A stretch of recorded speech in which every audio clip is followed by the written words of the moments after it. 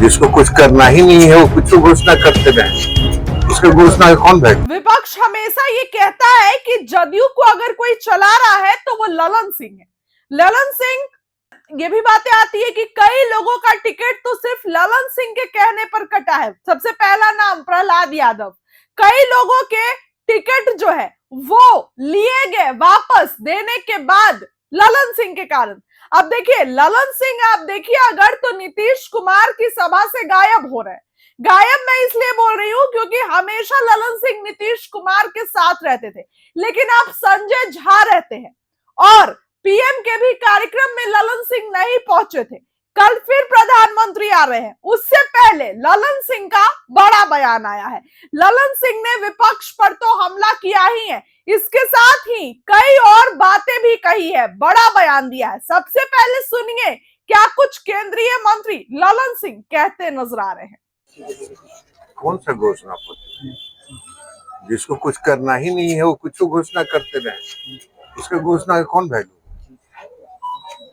कौन तेजस्वी जी को यहाँ मान रहा है बिहार में। उनके माता पिताजी का राज देख चुका है बिहार, इसलिए कोई मान नहीं रहा है। इसे जो मन में आए घोषणा करते रहे। तो बिहार का दौरा चला है तो कैसा लग रहा है? क्या बहुत अच्छा लग रहा है और बिहार में फिर से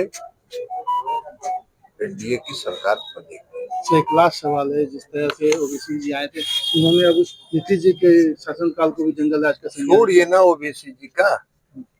ओवैसी जी का क्या मतलब है यहाँ बिहार में? कोई ओवैसी जी का मतलब नहीं है। बिहार में नीतीश कुमार जी ने जो अल्पसंख्यक समुदाय के लिए काम किया है वो पूरे देश नहीं दुनिया में उदाहरण है। अल्पसंख्यक समुदाय के लिए भी उन्होंने काम किया है और उनकी आर्थिक सामाजिक स्थिति सुधारने के लिए भी उन्होंने काम किया। तो इसलिए ओवैसी जी हैदराबाद से आके यहाँ क्या बोल रहे हैं उसका कोई मतलब नहीं।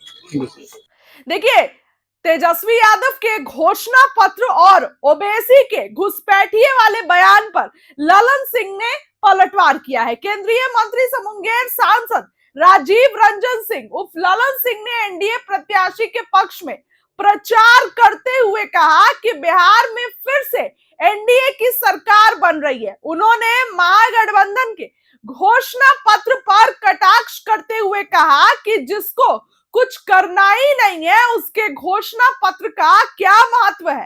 तेजस्वी यादव को बिहार में कोई नहीं मान रहा है, उनके माता पिता को के शासन को बिहार देख चुका है। ओबीसी के बयान पर भी उन्होंने प्रहार करते हुए कहा कि बिहार में ओबीसी का क्या मतलब है। नीतीश कुमार ने मुस्लिम समाज, अल्पसंख्यक समाज के लिए बहुत कुछ किया है जो पूरे देश दुनिया में एक एग्जाम्पल है। अल्पसंख्यक समुदाय के आर्थिक और सामाजिक सुधारने का काम किया है, तो ओबीसी का बयान बेमानी है। ललन सिंह का बयान महत्व रखता है। केंद्रीय मंत्री है, जदयू के बड़े नेता है और नीतीश कुमार की अभी तो खास है। ऐसे में क्या कुछ कह रहे ललन सिंह, उनकी बातों को फिर से सुनिए।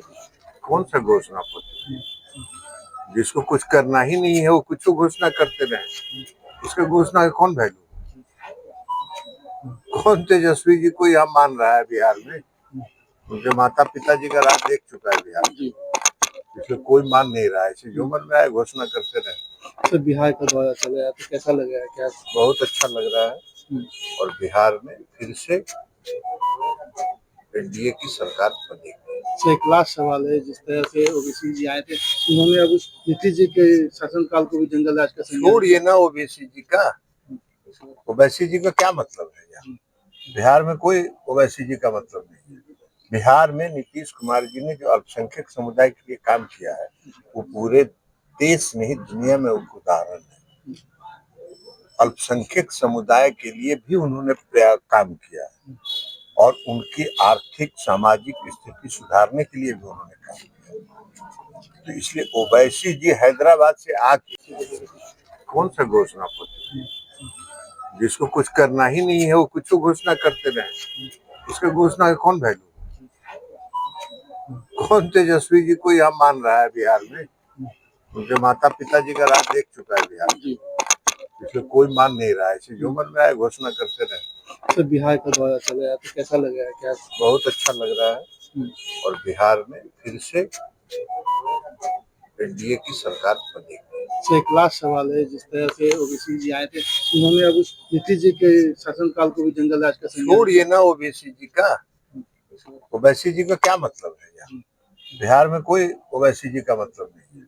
बिहार में नीतीश कुमार जी ने जो अल्पसंख्यक समुदाय के लिए काम किया है, वो पूरे देश नहीं दुनिया में एक उदाहरण है। अल्पसंख्यक समुदाय के लिए भी उन्होंने काम किया है और उनकी आर्थिक सामाजिक स्थिति सुधारने के लिए भी उन्होंने काम किया। तो इसलिए ओवैसी जी हैदराबाद से आके यहाँ क्या बोल रहे हैं उसका कोई मतलब नहीं की सरकार बनेगी।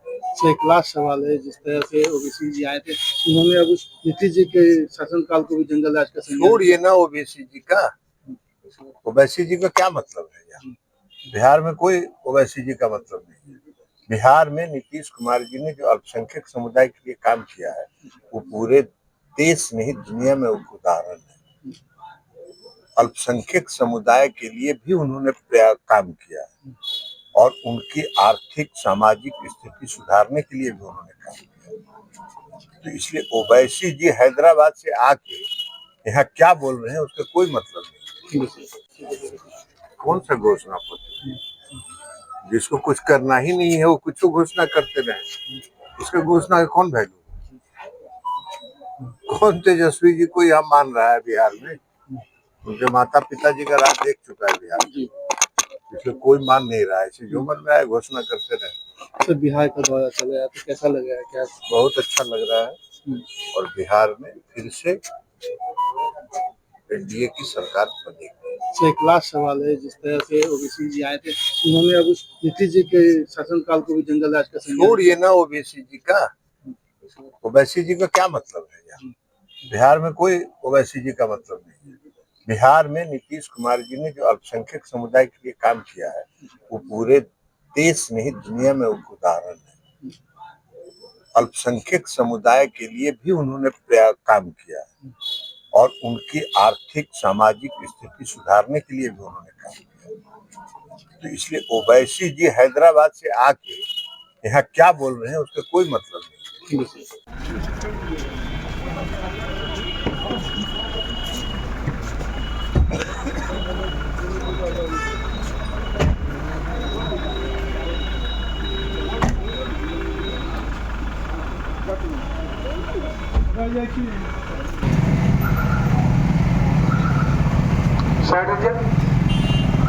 काला वाली गाड़ी को निकालिएगा, बढ़ाइएगा काला वाली गाड़ी।